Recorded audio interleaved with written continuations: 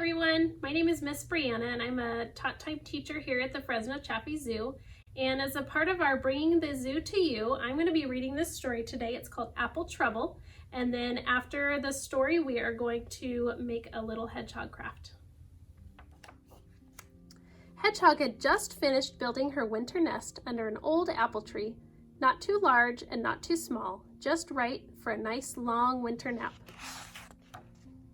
Suddenly, a juicy red apple landed on her back. Plop! Ouch! Squeaked Hedgehog. She curled into a spiny ball, hoping it would fall off, but when she uncurled, the juicy red apple was still there.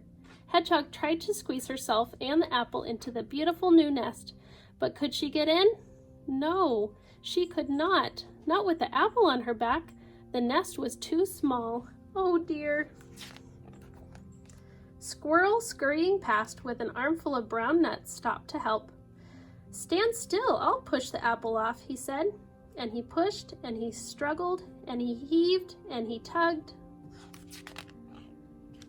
But the juicy red apple stayed where it was. Worse still, there were Squirrel's brown nuts got caught in Hedgehog's spines. So now she had a juicy red apple and 3 brown nuts on top of her back. "Oh dear," wailed Hedgehog. "Winter is coming, and I can't get into my nest. What will I do?" "Try rolling on your back," snorted Pig, trotting up. "That'll get rid of it all." Hedgehog threw herself on the ground. Her little legs paddled in the air as she twisted and wriggled and rolled. Has it all gone?" she asked hopefully, scrambling to her feet. Pig shook his head. No, the juicy red apple and the 3 brown nuts were still there, and so were a small green pear and a crumpled brown leaf. "Oh dear," sighed Hedgehog, rolling her eyes.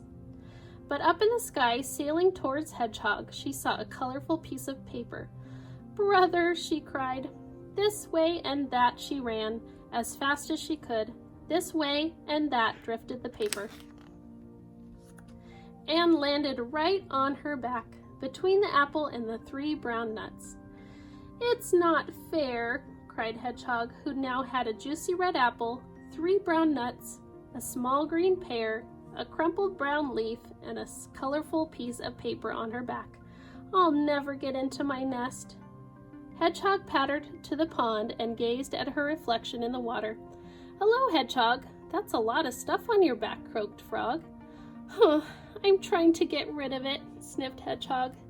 "Dive," said Frog. "That'll wash it off."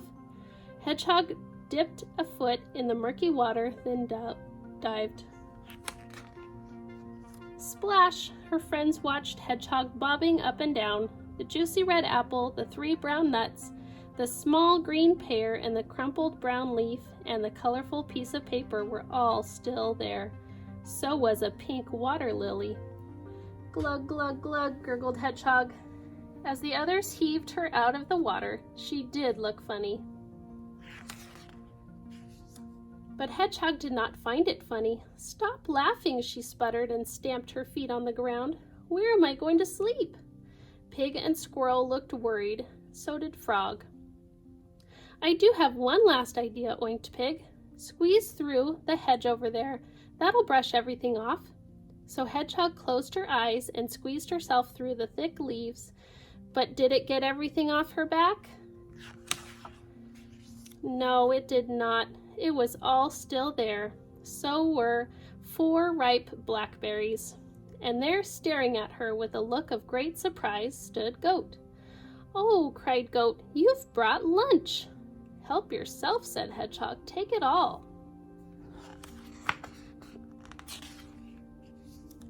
"Yippee!" brayed Goat.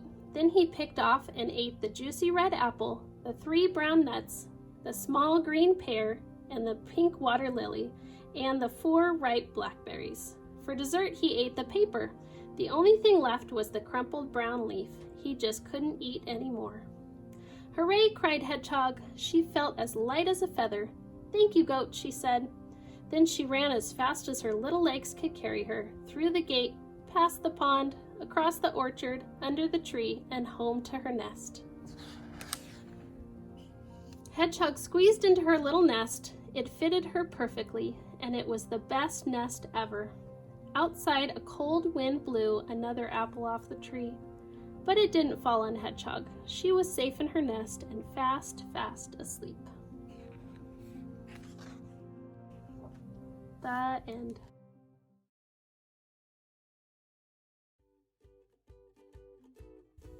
Hi guys, we are going to be making a hedgehog inspired craft after our story that we read today. And these are some of the ingredients that we're gonna need. If you find some flour in your cupboard and some salt, and I am using little toothpicks that I have, but if you don't have toothpicks, you can use sticks. You can go outside and collect some sticks, or you can maybe find some pine needles. That would work for your hedgehog quills. And then I also have some little beads, 2 for his eyes and 1 for his nose. If you wanted to maybe use some pebbles, little rocks, those will work too. And we also needed some water. So what we're gonna do first is we are going to mix a 1/2 cup of flour. So I have a 1/4 cup. I'm gonna do that twice, so I have a 1/2 cup. So 1/2 cup of flour and a 1/4 cup of salt.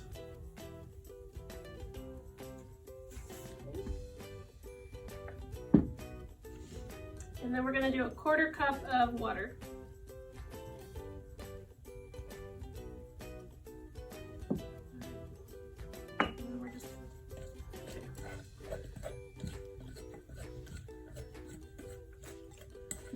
All right, so we're going to stir this up a little bit until it starts to form some dough. It's going to be our salt dough for our hedgehog.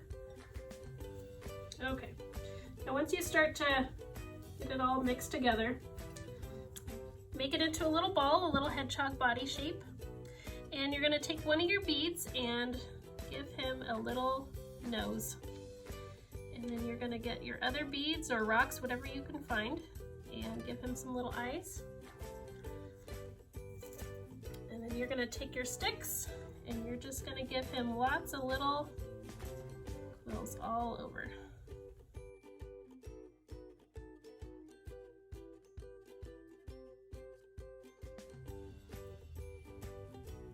And here's our little hedgehog craft. Now he's pretty thick, so the salt dough will take a couple days to cure. So just leave him somewhere in the sun where he can fully dry, and then you'll have your little hedgehog to play with.